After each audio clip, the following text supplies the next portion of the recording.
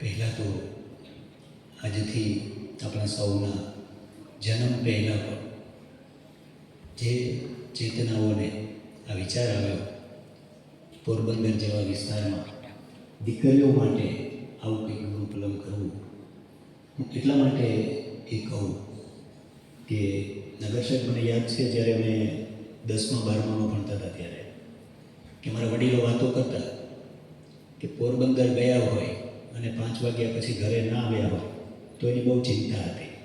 હું વાત કરું છું 30-40 વર્ષ પહેલાંની, પણ એના કરતાં પણ 40-45 વર્ષ પહેલાં આ મહેતા પરિવારને આ વિચાર આવ્યો અને આપણા વિસ્તારમાં આ ગુરુકુલમની શરૂઆત થઈ.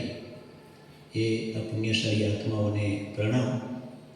અને આ યાત્રાને એ જ પરંપરા સાથે આજે એ જ રીતે ટકાવી છે અને એનો અત્યારે ભાર વહન કરી રહ્યા છે એવા નાગર સાહેબ અને સમગ્ર અહીંયા બેઠેલી ટીમ, સારસ્વત મિત્રો.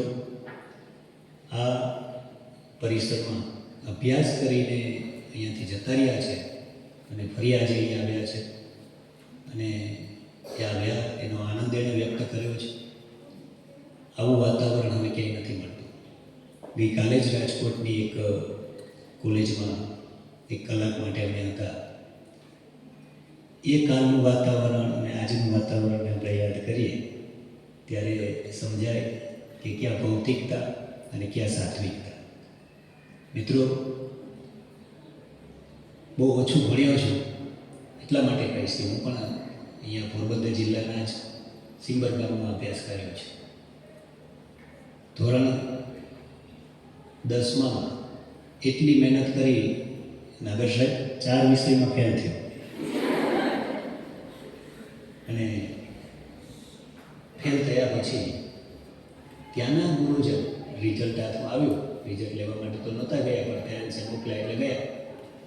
પણ જે શિક્ષકોએ પ્રોત્સાહન આપ્યું અને ફરી આગળ વધવા માટે એણે 2 મહિના એનું એન્કરિંગમાં બોલાતા ધક્કો શબ્દ બોલ્યા છે. આ ધક્કો એમણે જે આપ્યો અને આજે અહીંયા તમારા સુધી અમે પહોંચ્યા છીએ. મને બરાબર યાદ છે આજે તમે તમારા અનુભવો રજૂ કરતા હતા અને જ્યારે અહીંયા સન્માન લેતા હતા ત્યારે કે જ્યારે બીજી વખત હું 10મું ફરી કરવા માટે ગયો અને ત્યાં હું લેટ પહોંચ્યો અને મારું એડમિશન થયું સ્કૂલમાં એ જૂન મહિનાના 30 તારીખ. હોસ્ટેલ ફૂલ થઈ ગઈ અને હોસ્ટેલમાં એડમિશન ન મળ્યું. પછી ત્યાં એના પ્રિન્સિપાલ એણે એવું કહ્યું કે તું અહીંયા ક્લબ ચાલે છે એમાં ફી ભરીને રહે. હું આ વાતને એના તમારી સાથે એટલે જોડું છું કે અહીંયા આ બધું મને જોવા મળ્યું છે. એટલે મેં કીધું કાંઈ વાંધો નહીં, ક્લબમાં 300 રૂપિયા ભરવાના મહિનાના, હું ભરીશ. પણ એવો બન્યો કે બીજે જ દિવસે ફરી એણે એમ કહ્યું કે એક દીકરો એવો છે કે અહીંયા હાજર નથી રહેવાનો, હોસ્ટેલમાં એડમિશન મળ્યું છે પણ નથી રહેવાનું, તારે એની જગ્યાએ રહેવાનું, કોઈ ઇન્સ્પેક્શન આવે તો નામ તારે એનું બોલે ત્યારે યસ કહેવાનું. મેં કીધું એમાંય વાંધો નથી.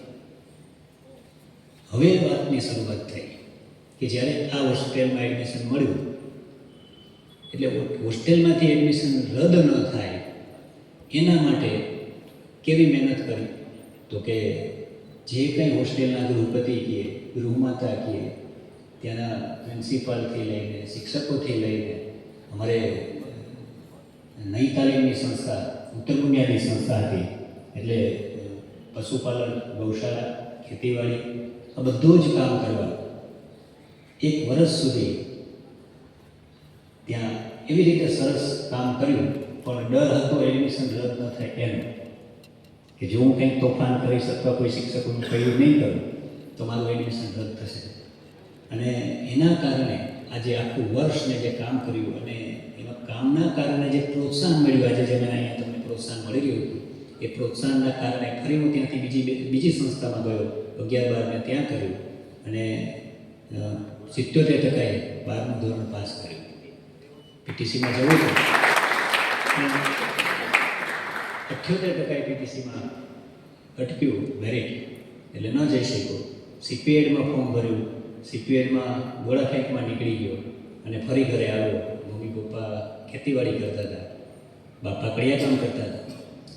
તો એમની સાથે એ કામમાં જોડાયો અને એ કામની સાથે એક બાળકોને પણ સાથે સાથે હું ત્યાં જે વાડી વિસ્તારના બાળકો હોય એમને 2 કલાક માટે ભણાવવા જતો હતો.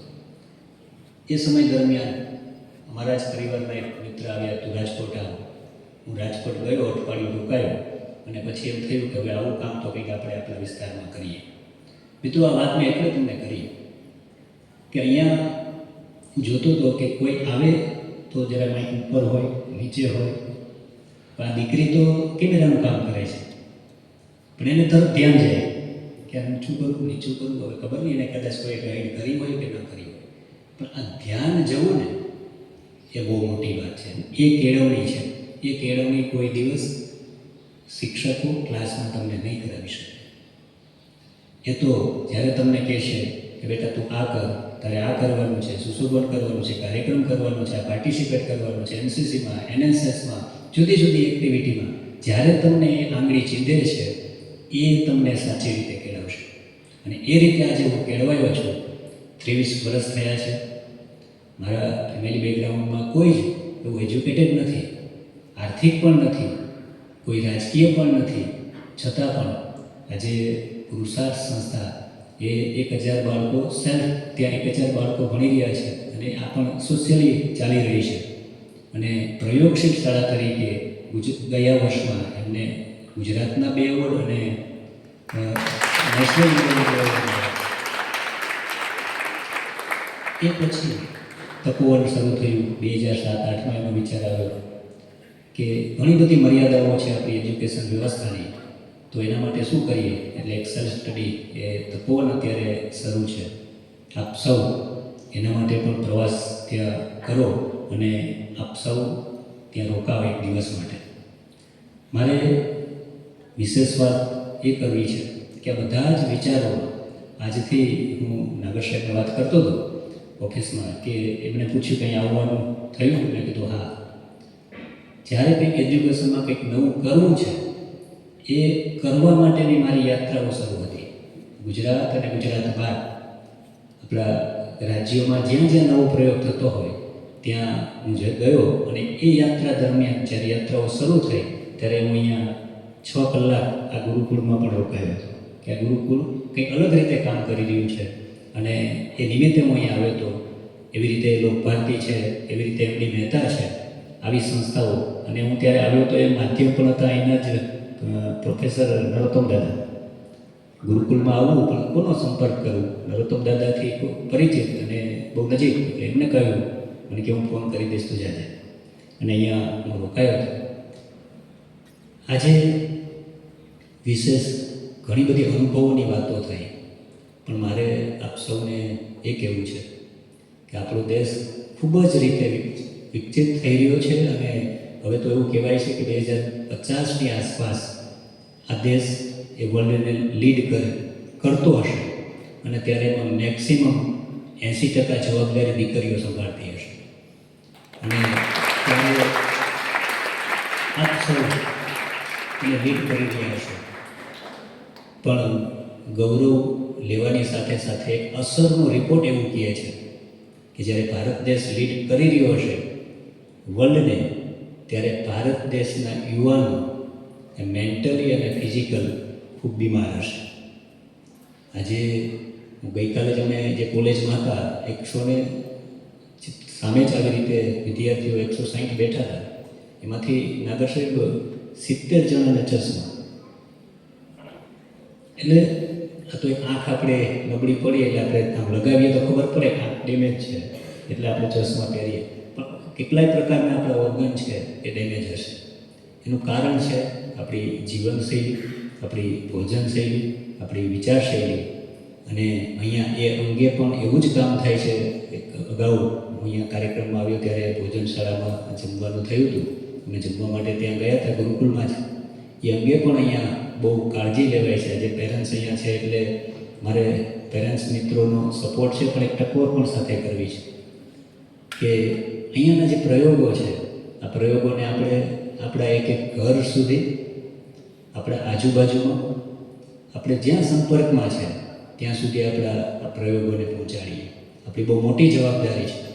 મારા આ પ્રવાસો દરમિયાન મેં એ પણ જોયું છે કે શારદાગ્રામ જેવી સંસ્થાઓ એ પડી ભાંગી છે. આજે એનું કંઈ નામ નથી, ત્યારે એમાં એક વાલી તરીકેનો બહુ મોટો રોલ છે.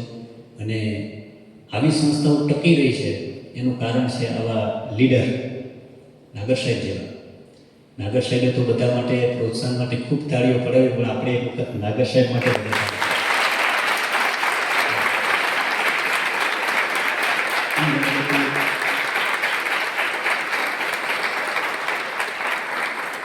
નાગર સાહેબની બહુ નજીક અમારા પ્રિન્સિપાલ કુશાલભાઈ છે. એમના દ્વારા ઘણું બધું તમારું સાંભળ્યું, તમારી વાતો વારંવાર થતી હોય.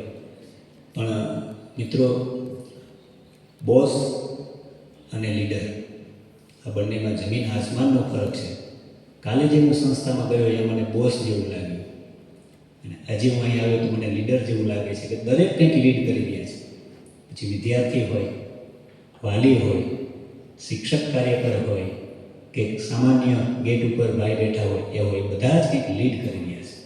આ લીડરશીપ તો જ્યારે મુખ્ય માલમમાં આ લીડરશીપનો ગુણ હોય તો જ આ શક્ય છે. એટલે ખરેખર મને આજે તમે અહીંયા બોલાવ્યો એનાથી તમને નહીં, મને અનેક ગણું ગૌરવ છે કે આજે આવી સંસ્થામાં તમને બધાને મળવાનો એક મોકો મળ્યો છે. ખાસ નાગર સાહેબ અને મહેતા પરિવાર એમનો હું આભારી છું. અહીંયા અગાઉ પણ 2 વખત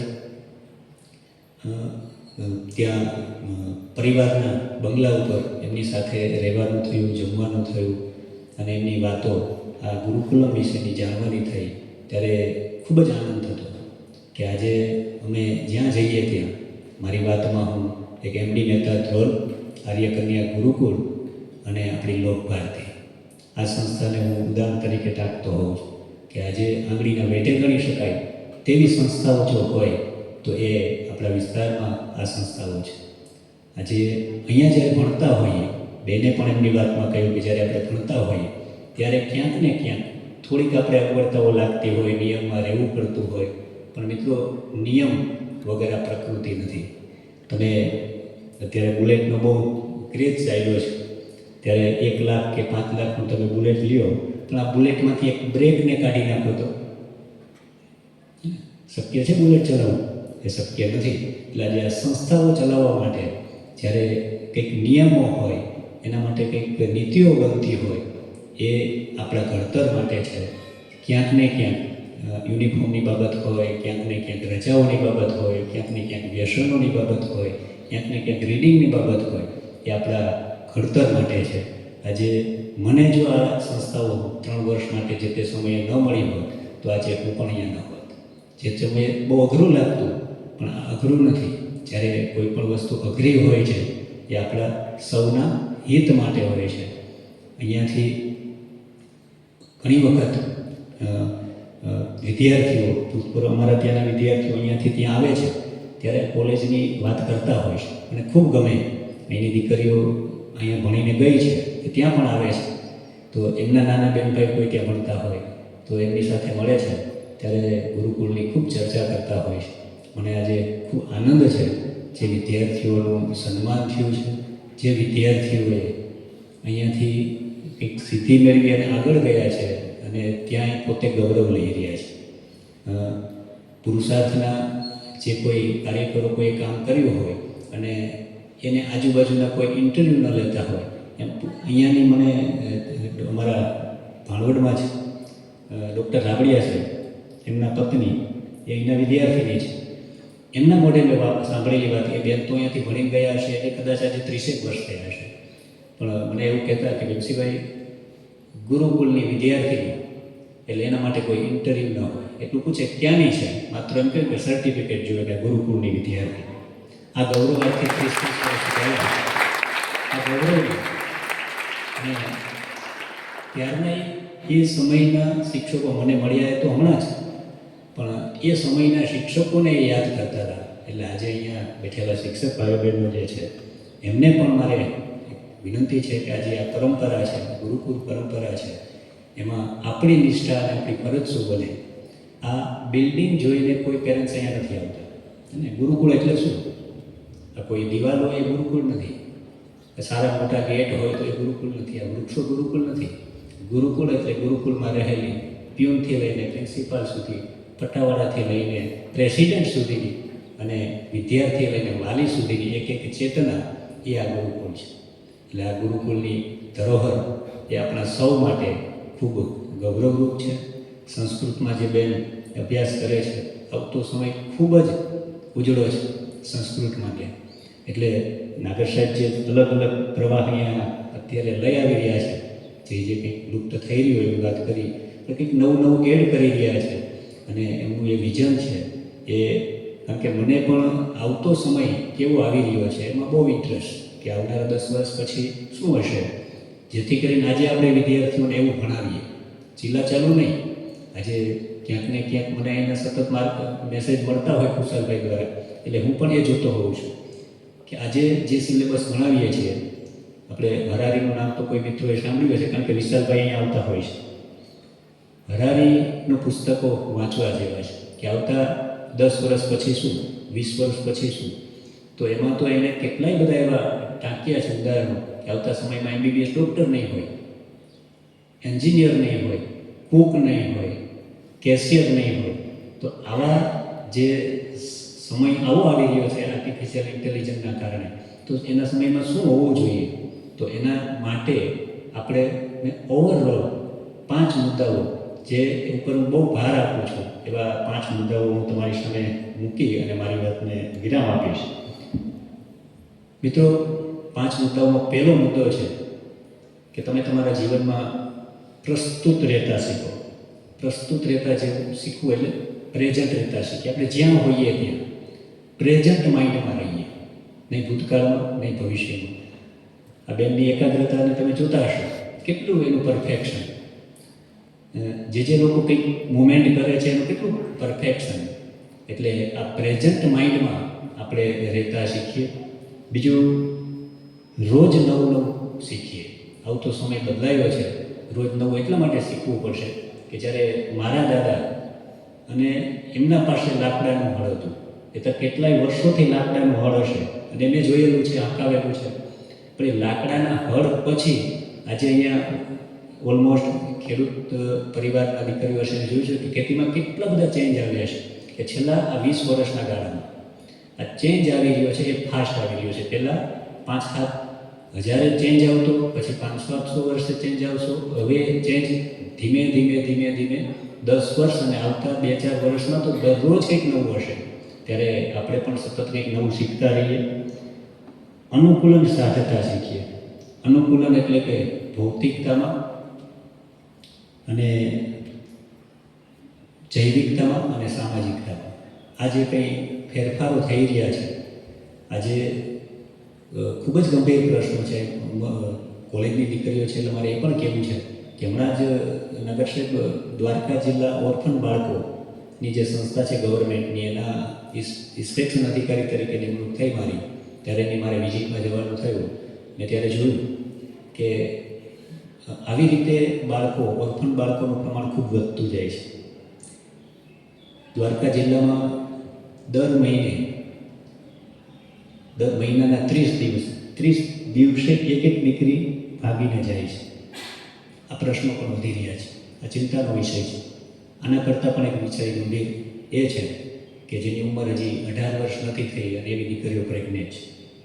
દ્વારકા જિલ્લાની વાત કરું છું, આંકડો નથી બોલતો, પણ આ સમસ્યાઓ પણ ગંભીર બનતી જાય છે. એટલે અનુકૂલન સાધતા આપણે શીખીએ. આપણા પરિવાર, આપણા માતા પિતા, આપણો સમાજ એ શું ધરોહર છે, આપણી શું નૈતિક ફરજ બને છે એ પણ આપણે સમજીએ. સાથે સાથે ટેકનોલોજીનો સદુપયોગ કરતા શીખીએ. અહીંયા ભાઈએ માહિતી આપી છે, ટેકનોલોજી છે એ આપણા માટે ખૂબ જ ઉપયોગી છે. આજે જે કંઈ અહીંયા થઈ રહી છે બધું એ ટેકનોલોજીના કારણે થઈ રહ્યું છે. એનો ઉપયોગ છે એટલા માટે. તો આપણે આ ટેકનોલોજીનો સદુપયોગ કરતા થઈએ. દીકરીઓને વિનંતી કે પોતાની રીલ બનાવીને આ સોશિયલ મીડિયામાં મૂકવાની જરૂર નથી. આ રીલનો કેટલો દુરુપયોગ થાય એ તો તમે જ્યારે એમાં ફસાશો ત્યારે તમને ખ્યાલ આવશે. એટલે આવું ન મૂકીએ. આપણા ડીપી પણ આપણા કોઈ આદર્શ વ્યક્તિ હોય એમ ના મૂકીએ. અને આના માટે સાયબર ખૂબ જ અત્યારે આપણે સપોર્ટિવ છે, પણ એ સાયબરના અધિકારીઓ એ હાથ જોડીને વિનંતી કરે કે આપણે સામે હાલીને એનો ભોગ ન બનીએ. આપણી ઉતાવળના કારણે અથવા તો આપણે દેખાવાના કારણે મારે આજે પોરબંદર આવવાનું હોય તો એડવાન્સમાં મૂકી દઉં કે હું અત્યારે આટલા વાગે પોરબંદર છું. એ સાયબર તો જુએ જ છે કે ક્યાંક ને ક્યાંક એનો ભોગ હું બનીશ. એટલે આવી રીતે આપણે પણ એમાં ન ફસાઈએ અને સાથે સાથે આત્મનિરીક્ષણ કરતા રહીએ. આપણે જે ધર્મ, જે સંપ્રદાય જ્યાં હોઈએ ત્યાં એને અનુસરીએ અને આ અનુસરણ એ જ આપણો આત્મવિશ્વાસ વધારશે, આપણા સૌનું ગૌરવ વધારશે.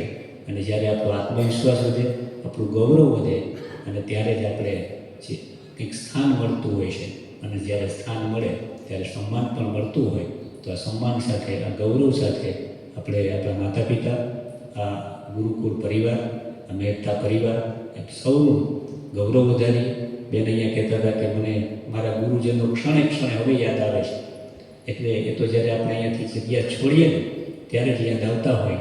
એટલે અહીંયા સૌને ફરીથી આજે આ માટે મને મોકો મળ્યો છે એ માટે ગુરુકુળ પરિવારનો આભારી છું અને મહેતા પરિવારનો આભારી છું. આ માટે મને જે સન્માન આપ્યું છે એ માટે આપ સૌનો આભાર. જય હિન્દ, જય ભારત, જય જગત.